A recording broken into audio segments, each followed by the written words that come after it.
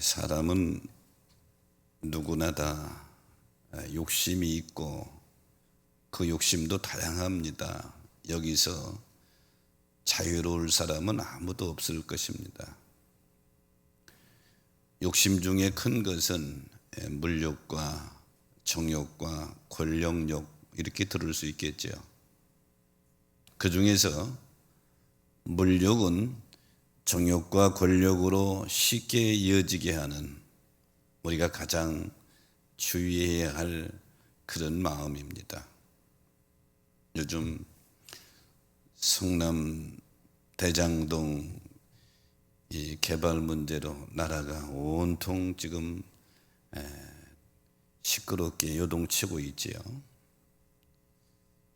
조선 영조 때 호조 서리를 지낸 김수평이라는 사람이 계속 우리 민족의 사람 중에서 이런 부분에 대해서 인정을 받는 사람입니다. 그는 청렴하고 강직한 성품으로 물욕을 이겨낸 인물로 평가받고 있는데요. 그의 청렴하고 강직한 성품은 사실은 그의 어머니로부터 물려받은 것입니다. 김수평과 그의 어머니 홀어머니는 낡은 초가삼간에서 살았습니다. 살아가기 힘들 정도로 어려운 형편입니다. 하루는 김수평의 어머니가 집을 수리하는데도 돈이 없으니까 손수하게 되죠. 그래서 집이 기둥이 시원찮아서 기둥을 고치려고 집의 기둥 주위를 호미로 파다가 덜컹 뭐가 걸리는 게 있는 거예요. 그 보니까 돈이 가득 든 금은보가 가득 든 항아리가 거기서 나오는 것입니다. 은행이 없던 조선시대에는 전쟁이나 화재를 피해서 재물을 보관하기 위해서 땅속에 묻어두는 관습은 보편적이었습니다. 순간 거금을 본 김수평의 어머니는 욕심이 생겼습니다. 이 돈만 있으면 내 아들이 저렇게 고생하지 않고 쉽게 공부할 수 있었을 텐데 이거 우리가 사용할까? 그러나 김수평의 어머니는 한참을 생각하다가 돈 항아리를 다시 그 땅속에 묻었습니다. 김수평은 힘겹고 어렵게 공부해서 과거의 급제에서 벼슬길로 올랐을 때에 그의 어머니는 비로소 그 돈 항아리에 관해서 입을 열었습니다. 그리고 말하기를 사랑하는 아들아, 그 돈을 가졌으면 몸이 편히 살았을지는 몰라도 물욕의 지배당에 얻은 돈으로 얻은 평안이 무슨 복락이 있겠느냐. 나는 오히려 내 자식이 물욕에 잡혀 게으름뱅이가 되는 것이 더 무섭고 두려웠단다. 그런 염치 없는 돈에 손을 대지 않았기에 오늘같이 좋은 날이 온 것 같구나. 이렇게 아들에게 말해주죠. 김수평은 여기서 어머니의 깊은 뜻에 감동해서 평생을 청렴하게 살았다 하는 김수평의 일화가 전해져 내려오고 있습니다. 자, 오늘 본문은 한 사람이 예수님께 유산 문제를 가지고 찾아옵니다. 오늘 본문 13절에 보니까 무리 중에 한 사람이 이르되 선생님, 내 형을 명하여 유산을 나와 나누게 하소서 이렇게 말하죠. 이 내용으로 봐서 어떤 집에 형제가 있는데 이 형이 유산을 다 가졌던지 아니면 동생에게 조금만 주어서 동생이 지금 불편한 겁니다. 형이 저렇게 다 가지면 안 되는데 그래서 그 유산 문제를 해결해 달라고 예수님께 찾아온 것입니다. 당시 유대 사람들은 이런 문제가 있을 때 납비를 찾아가는 것은 일반적인 예였습니다. 그러니까 이 사람이 예수님을 찾아오게 된 것이죠. 이 사람은 부모님이 남긴 유산이 형제간의 화목을 도모하는 도구가 아니라 다툼이 일어나는 결과를 가져왔습니다. 사람들은 돈을 많이 벌려고 그럽니다. 그게 나쁜 것은 아니죠. 돈을 많이 벌어서 나도 편안히 쓰고 자식들에게 많이 물려주려고 하는 것이 일반적인 생각입니다. 그러나 오늘 본문에 나오는 이 형제의 모습을 보면 그 물려준 유산이 형제 간의 싸움이 불화의 원인이 되었습니다. 예수님께서는 오늘 본문 15절에 보니까 그들에게 이르시되 삼가 모든 탐심을 물리쳐라. 사람의 생명이 그 소유에 넉넉한 데 있지 아니하니라. 이렇게 말씀하시고 그 사람이 제시하는 요구하는 유산 문제에 개입하지 않았습니다. 누가 나를 너희 재산을 나누는 사람으로 이 문제를 해결하는 사람으로 아느냐? 그러면서 이런 지하에 거절하시고 그들의 중심과 그들의 핵심을 보시고 한 비유로 말씀하시지요. 우리가 잘 아는 어리석은 부자의 비유로 대신 교훈하십니다. 한 부자가 있었는데 그 해에는 농사가 아주 잘 돼서 가만히 보니까 가을에는 엄청나게 수확을 거둘 것 같아요. 부자가 생각하면 어떡하지? 창고가 좀 부족할 것 같은데 내가 이렇게 하리라. 내 저 작은 창고를 다 부수고 큰 창고를 지어서 거기다 가득 소초를 거기다 가두어. 그리고 부자가 이렇게 말합니다. 내 영혼아, 내가 이제 가득 쌓았으니 평안히 먹고 마시고 즐기자. 이때 하나님이 이렇게 말씀하시죠. 이 어리석은 자야, 오늘 밤에 내가 내 영혼을 도로 찾을 텐데 그러면 내가 준비한 것이 누구 것이 되겠느냐? 그러면서 결론으로 21절에 그렇게 맺지요. 자기를 위해 재물을 쌓고 하나님께 대하여 부여하지 않는 자가 이와 같으니라. 이렇게 어리석은 부자의 비유로 유산을 나누게 해달라고 하는 한 사람에게 주님이 답하시는 그런 내용이 오늘 본문의 말씀의 내용입니다.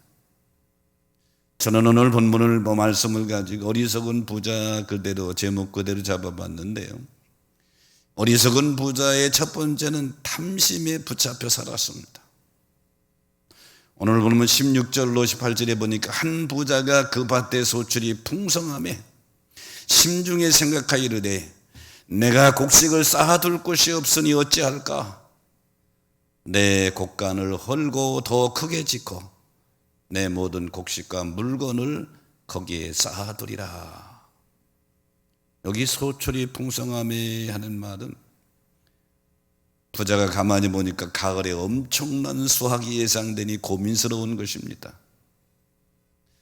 그래서 부자가 생각하다가 묘안을 떠오릅니다. 곡간을 모두 부수고 더 큰 창고 곡간을 지어야 되겠다.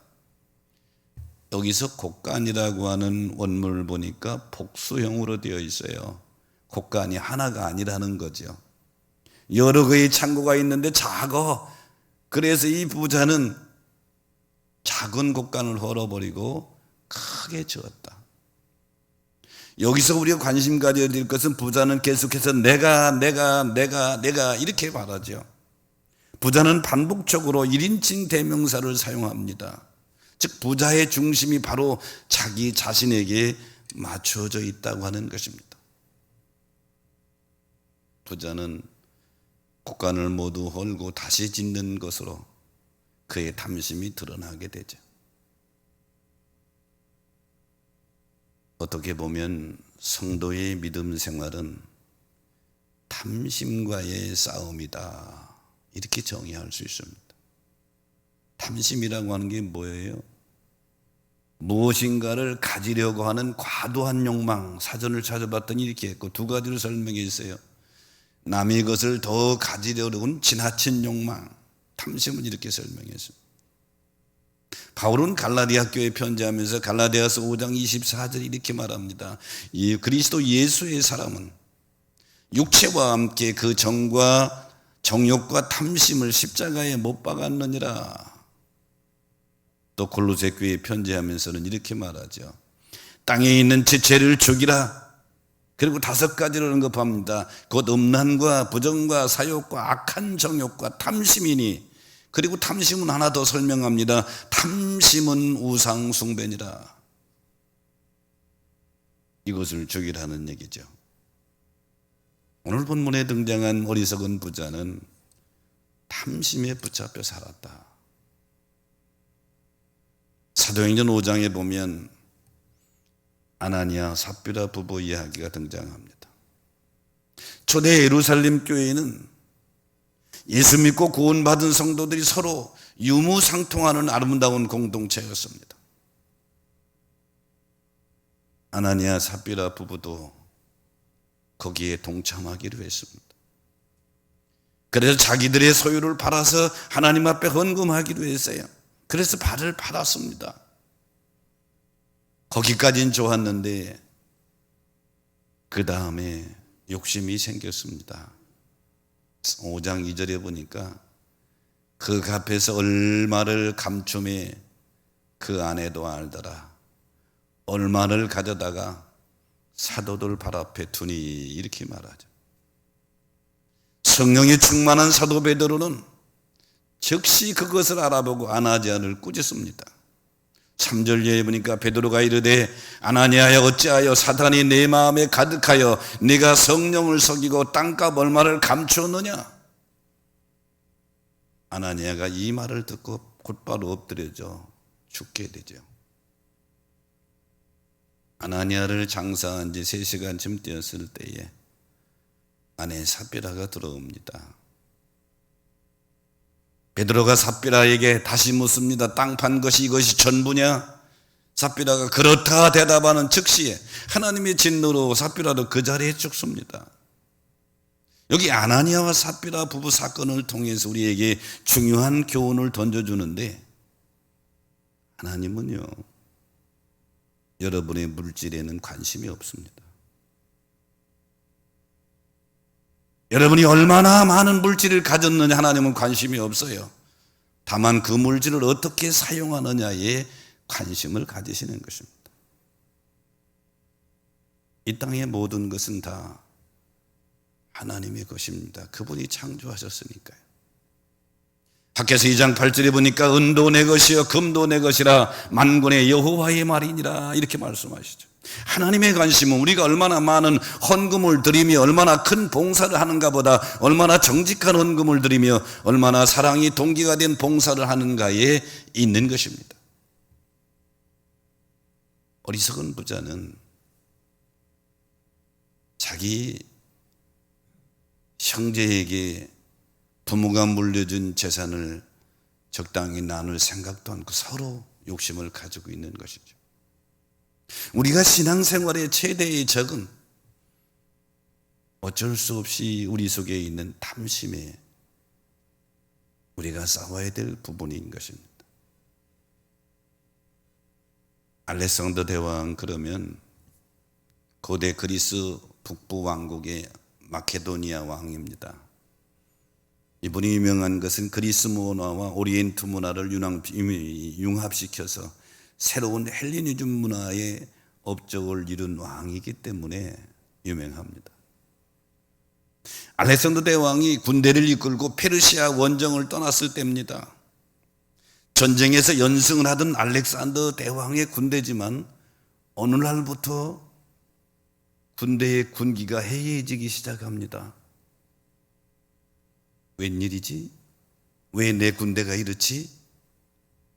하고 가만히 살펴봤더니 알렉산더의 군대가 전쟁이 연승하면서 전리품을 많이 빼서 병사들이 전부 자기들이 금은 보화를 가지고 있어서, 그리고 마음에 생각하기를 이걸 어떻게 지키지, 이걸 가지고 고향에 가서 가족들과 편안하게 살아야지, 이런 생각이 분기를 해하게 만든 것입니다. 전쟁보다는 고향에 돌아갈 생각만 하고 있단 말이에요. 알렉산더 대왕은 그 원인을 알고 명령을 내립니다. 모든 병사들이 지금 가지고 있는 전리품들을 전부 부대별로 한 곳에 모아 불태워라. 병사들은 한순간에 빈몸이 되어버렸습니다. 그리고 나서 페르시아와 마지막 전쟁에서 그들이 용맹스럽게 싸워 승리를 거두어 천하를 통일하지요. 알렉산더 군대의 최후의 승리를 얻은 것은 탐심을 버렸기 때문이다. 역사학자들은 이렇게 말하죠. 영적 싸움은, 이 영적 싸움의 승리자가 되기 위해서는 우리가 탐심에 집중해야 합니다. 그래서 골로새서 3장 5절에 그러므로 땅에 있는 지체를 죽이라. 곧 음란과 부정과 사욕과 악한 정욕과 탐심이니 탐심이 우상숭배니라. 부처에게 가서 절하는 것이 우상숭배가 아니라 하나님보다 더 사랑하는 물질이 우상이라는 것이죠. 그래서 어리석은 부자의 첫 번째는 탐심에 붙잡혀 살았다. 오늘 믿음의 길을 걸어가는 우리들이 상당히 주의해야 될 그러한 모습입니다. 어리석은 부자의 두 번째는 이 땅에서 영원히 산다고 하는 착각을 하며 살았습니다. 오늘 본문 19절에 보니까 내가 내 영혼에 이르되 영혼아 여러 해 쓸 물건을 많이 쌓아두었으니 평안히 쉬고 먹고 마시고 즐거워하자 하리라. 이 부자는 창고를 짓고 창고에 가득 채워놓고, 이제 내가 남은 내 생애를 마음껏 먹고 마시고 즐겁게 살 수 있게 됐구나, 내 영혼아, 그러면서 자화자찬하고 있죠. 이 부자의 어리석음은 내일 일도 모르면서 자기의 많은 재물을 자랑하고 있다고 하는 것입니다. 인류 역사상 가장 부귀영화와 향락을 누리며 산 사람이 있다면 솔로몬 왕일 것입니다. 대단한 부와 권력과 지혜를 가졌던 왕입니다. 솔로몬이 인생의 마지막을 정리하면서 쓴 책이 우리가 가지고 있는 구약성경 전도서입니다. 말년에 자신의 삶을 되돌아보니 모두가 헛되다는 사실을 깨닫게 된 것이죠. 그래서 전도서 1장 2절에 말합니다. 전도자가 이르되 헛되고 헛되며 헛되고 헛되니 모든 것이 헛되도다. 짧은 한 절 속 안에 헛되다는 말을 5번이나 거듭해서 언급하고 있습니다. 헛되다고 하는 말의 구약 이 히브리어의 단어의 의미는 아침 입김이라는 뜻입니다. 여러분 추운 날 아침에 가서 후 해보세요. 입김이 하얗게 보이는 거 하더니 없어져요. 인생이 그렇다는 거예요. 그러면서 1장 14절에 보니까 내가 해 아래 생하는 모든 일을 보았노라. 보라 모두 다 헛되어 바람을 잡으려는 것이로다. 이 인생에서 해 아래 생하는 모든 것, 사람들이 모두 다 소유하려고 하고 모든 걸 잡으려고 하지만 되돌아보니까 바람을 잡으려는 것 같다. 이것을 솔로몬은 인생 말년에 가서 깨달은 것입니다. 평생 동안 부귀영화로 살았던 솔로몬의 마지막 말이 헛되다 하는 말이죠. 오늘 본문의 어리석은 부자는 이 땅에서 자기가 영원히 산다고 착각했습니다. 그도 내 영혼아 한 것을 보니 영혼이 있는 것도 아는 사람입니다. 그런데 이 땅에서 영원히 산다고 하는 착각 속에 산 것이죠. 기억하십시다. 이 땅의 삶은 나그네인 줄로 믿습니다. 구약의 믿음의 사람 야곱이 훗날 자기 아들 요셉이 애굽에서 총리가 됐다는 소식을 듣고 애굽으로 내려갔습니다. 그리고 애굽 왕 바로를 만났습니다. 바로가 야곱에게 묻습니다. 내 나이 몇 살이냐 하고 물었을 때 이때 야곱이 뭐라고 대답한 줄 알아요? 창세기 47장 9절에 보면 야곱이 내 나그네 길의 세월이 130년이니이다. 여기 야곱이 대답한 것을 보면 내 나이가 130년이다 이렇게 말하지 않고 그 앞에 언급했어요. 내 나그네 길. 야곱은 인생이 나그네인 것을 알고 살았다 이 말이죠. 예수님의 제자였던 베드로는 인생이 나그네임을 몰랐을 때는 욕심부리고 예수를 통해 승리에 성공하려고 했지만 인생이 나그네라는 것을 알게 되었을 때에는 겁장인 베드로가 순교자가 되었습니다. 베드로가 베드로전서 1장 1절에 보면 이렇게 말합니다. 예수 그리스도 사도 베드로는 본도 갈라디아 갑바디오가 그러면서 흩어진 나그네에게 명한다.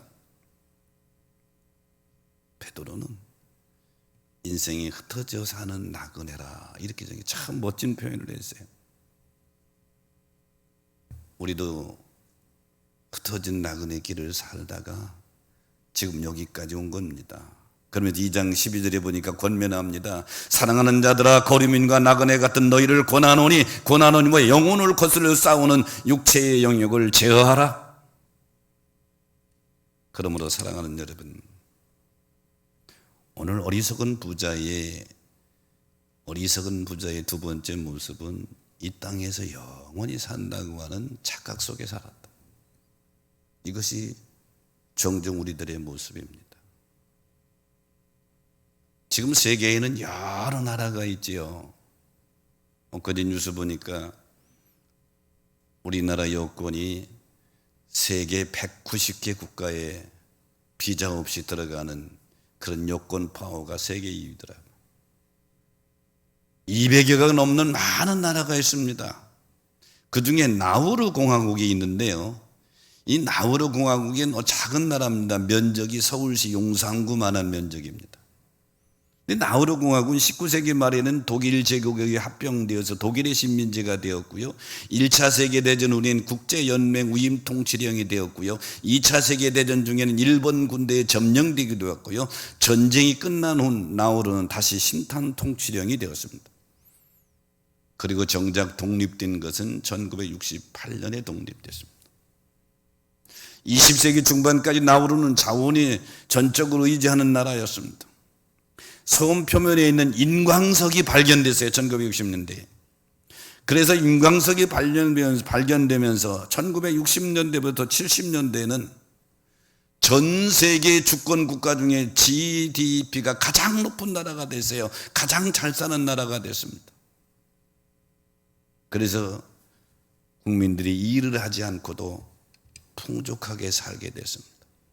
인광석을 캐내는 일도 귀찮다고 외국인 노동자들을 데려다 캤습니다. 그리고 우리가 일하는 것도 꾸준히 공무원들도 외국인들을 데려다가 나라 일을 맡겼습니다. 돈이 많으니까요. 집집마다 가정부를 두고 학비도 공짜, 공원, 병원비도 공짜, 주거비도 공짜, 걱정 없는 삶을 살아갔습니다. 그들은 이 행복의 삶이 영원할 것이라고 생각했습니다. 인삼염이 점점 줄어들고 있는데도 대비하지 않았습니다. 그 행복은 오래가지 못했지요. 결국 1990년대에는 1인당 GDP가 2,500불까지 떨어지게 됩니다. 나우루 공화국은 미래를 준비하지 않고 현실에 안주하고 살아가다가 최고 잘 사는 나라에서 가장 빈민국으로 전락하게 됩니다. 우리의 삶도 다가온 미래 앞에 서 있는 것입니다. 저와 여러분은 얼마 후에 하나님을 마주 대하면서 하나님과 앞에 서게 될 것인데 그날을 준비해 살아가야 됩니다.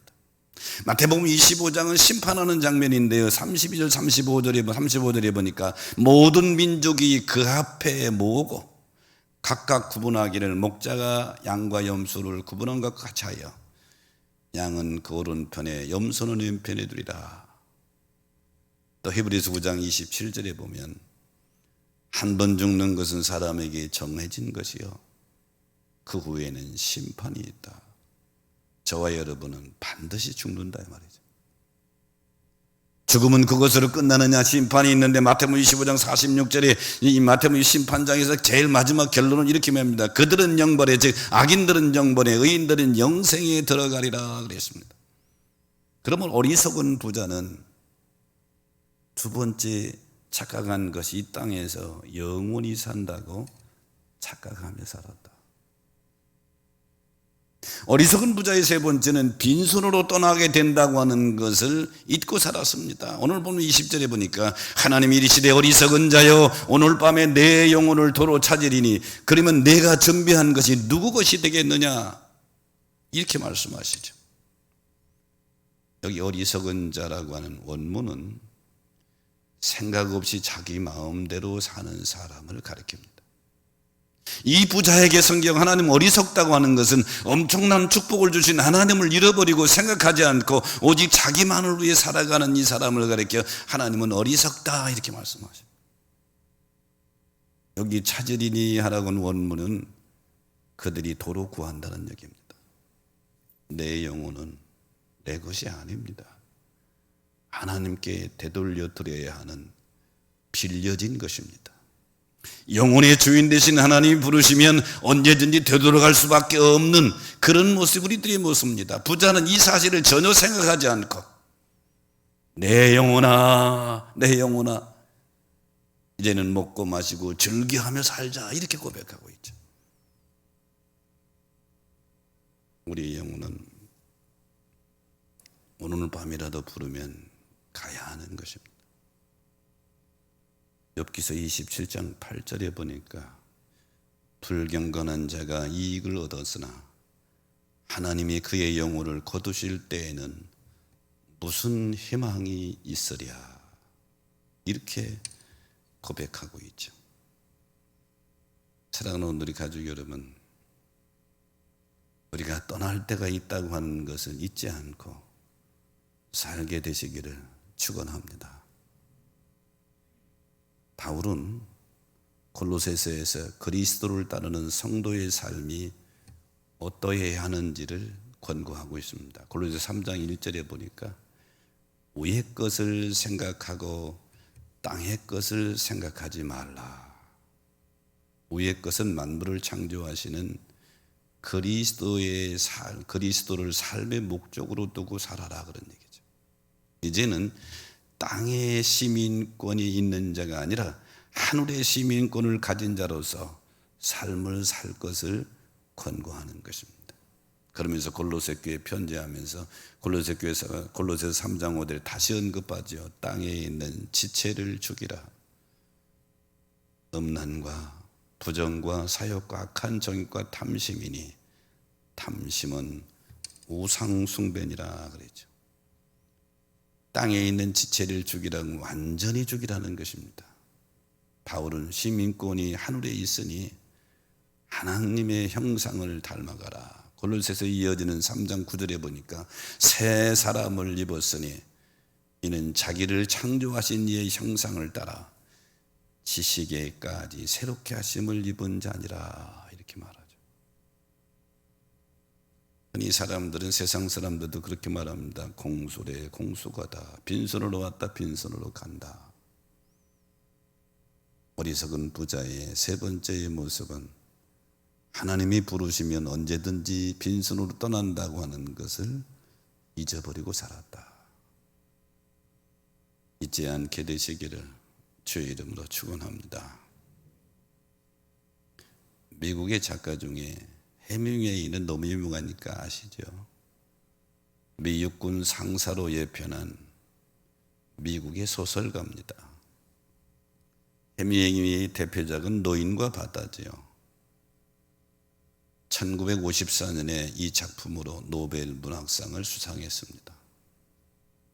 노인과 바다는 산타유고라고 하는 80대 노인의 이야기를 전개하고 있습니다. 산타유고는 쿠바의 작은 어촌에서 고기 낚시를 하며 살아가는 어부입니다. 노인은 젊었을 때는 힘이 장사여서 솜씨 좋은 어부였습니다. 힘이 없는 노인이 되니까 84일 동안 한 마리의 고기도 잡지 못하고 있습니다. 그러나 85일째 되는 날 부푼 기대를 안고 다시 바다로 나갑니다. 정오를 지나 큰 고기가 낚시에 걸리게 되는데 청새치라는 물고기입니다. 물고기 힘이 얼마나 좋은지 이 노인은 사흘간 물고기와 사투를 벌이게 됩니다.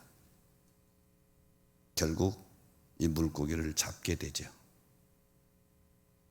근데 물고기 크기가 너무 컸기 때문에 배에 실지 못하고 배 옆에 묶어가지고 돌아오게 됩니다.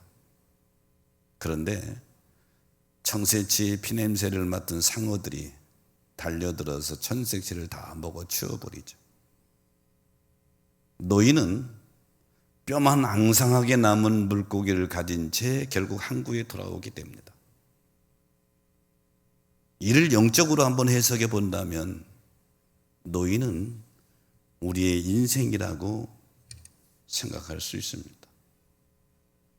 노인이 잡은 물고기는 이 세상에서 우리가 얻으려고 했던 것들입니다. 그가 집으로 돌아왔을 땐 그의 손에 남은 것은 아무것도 없습니다. 뼈만 앙상한 고기뼈만 가지고 돌아온 거예요. 우리가 하나님께 돌아갈 때 그때도 마찬가지입니다. 이 땅에서 이룬 것들, 소유한 것들, 부귀영화 가지고 돌아가는 게 아니에요. 이 땅의 것은 이 땅에서 끝나기 때문입니다. 빈손입니다. 어리석은 부자와 같이 아무리 이 땅에서 많은 것을 쌓고 남긴다 해도 주님이 부르실 때에는 아무것도 소용이 없는 것입니다. 그렇다면 여러분이 오해할 수 있어요. 그럼 이 땅의 모든 것이 헛된 것이고 다 필요 없는 것이냐? 물질이 돈이 죄냐 악이냐? 이렇게 질문할 수 있는데 죄도 아니고 악도 아닙니다. 하나님이 우리에게 일하라고 주신 하나의 재료이고 하나의 조건인 것입니다. 단 물질을 하나님보다 더 사랑하는 것이 문제가 되는 것입니다. 하나님이 주신 물질을 선하게 사용해야 되는 것이죠. 재산 문제를 가지고 예수님께 와서 이것 좀 해결해 달라고 하는 한 사람의 질문에 대해서 그 사람 마음속에와 그 형의 마음속에 있는 탐심의 문제를 보고 사람의 생명이 소유에 넉넉한 데 있지 않느니라 이러시면서 그들을 교훈하기 위해서 하신 비유가 어리석은 부자의 비유입니다. 어쩌면 어리석은 부자의 모습이 오늘 내 모습이 우리들의 모습입니다. 물질을 열심히 모은 어리석은 부자는 영원히 내 것이라는 착각 속에 살았죠. 제가 이천에서 개척할 때요, 그때만 해도 40년 전만 해도 장례식을 할 때 장례 예식장이 없었지요. 그리고 화장제도도 거의 없었고 하관식을 직접 땅에다 묻는데 그 마을에 한 부자가 죽었습니다. 물론 부자의 아내는 교회를 가끔 나오시는 분입니다. 남편은 교회는 안 나오고. 근데 남편이 지금 한 50대 초반에 죽었어요. 좀 일찍 죽었죠. 이 분이 마을에서 부자입니다. 땅도 많아요. 재산이 많습니다. 이 부자는 50대 초반까지 살면서 어떻게 살았느냐? 맨날 술과 화투로 살았습니다. 마지막 하관식을 할 때 시체를 땅에 묻는데 친구들이 잠깐만요, 목사님 잠깐만요 그러면서 이 흉대를 못 덮게 해요. 그래 왜 그러시냐고 그랬더니 잠깐만 이 친구에게 줄 게 있대요. 그게 주시라고. 그랬더니 소주 한 병도 주고 화투 한 목을도 줘요. 그러면서 하는 말에 이 친구야 저승가서도 술 마음껏 마시고 이 세상에서 했던 노름 좀 계속하면서 즐겨 살아라. 저승가서도 술 먹고 거기서도 화투하며 노름하며 살아라. 예수 믿지 않는 세상 사람들이 생각하는 저성에 대한 하나의 환상적인 얘기겠죠. 오늘 비유의 결론을 이렇게 맺습니다. 21절에 보니까 자기를 위하여 재물을 쌓아두고 하나님께 대하여 부유하지 못한 자가 이와 같으니라. 이 어리석은 자야, 오늘 밤에 내 영혼을 도로 찾으리니 그러면 내가 준비한 것이 누구 것이 되겠느냐. 이렇게 주님이 거기 모인 청중들에게, 제자들에게 하시는 한 사람의 요구를 듣고 탐심의 문제를 그렇게 시작한 것입니다. 사랑하는 우리 가족 여러분, 꼭 기억하십시오. 물질은 꼭 필요한 것입니다. 우리는 그렇지만 탐심은 경계해야 합니다. 우리 모두가 다 오늘 이 말씀 마음 깊이 새겨서 신앙생활도 제가 가만히 보면요, 형편이 어려울 때는 믿음 생활 잘합니다. 잘해요. 기도도 잘하고 예배도 안 빠집니다. 형편이 나아지면 믿음은 점점 멀어져 갑니다. 그런데요, 부자이면서도 믿음 생활 잘하는 사람은 정말로 대단한 사람입니다. 존경스러운 사람입니다. 말하기는 여러분이 어리석은 부자가 아니라 훗날 주님으로부터 잘하였도다 착하고 충성된 종아, 이 음성 듣게 되시기를 축원합니다. 그러려면 오늘 예수님께 찾아온 한 사람이 예수님께 자기 유산을 좀 정리해 달라고 형에게 명령해서 형이 다 욕심부리고 저 유산 좀 나 좀 달라고 찾아온 이 한 사람에 대해 답하면서 어리석은 부자의 얘기로, 비유로 그들을 권면하고 그들에게 교훈합니다. 오늘 이 시대를 살아가는 우리에게도 어리석은 부자의 모습을 마음에 깊이 각인하고 살아야 합니다. 어리석은 부자는 탐심에 붙잡혀서 일생을 살았다. 그리고 이 땅에서 영원히 산다고 하는 착각, 난 인생이 나그래나고 하는 걸 잃어버리고 살았죠. 결국 빈손으로 떠나게 된다고 하는 것을 잊고 살아가는 이 사람이 어리석은 부자입니다. 여러분은 어리석은 부자가 아니라 지혜로운 부자, 충성스러운 부자로 한평생 나그네 인생길을 살다가 주님 앞에 승리자의 모습으로 서게 되시기를 주의 이름으로 축원합니다. 기도하겠습니다.